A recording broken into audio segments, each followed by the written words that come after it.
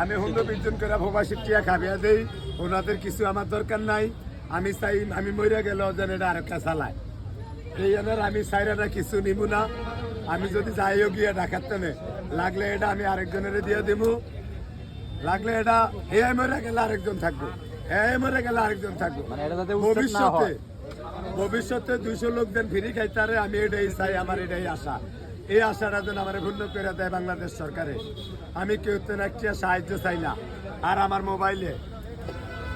মোবাইলে কয়টি আসে বা কি করে আমি আনা মিশা কথা কমু, আপনারা অফিসে যাচাই করে দেখতে পারবেন যে আমার মোবাইলে কয়টি আসে।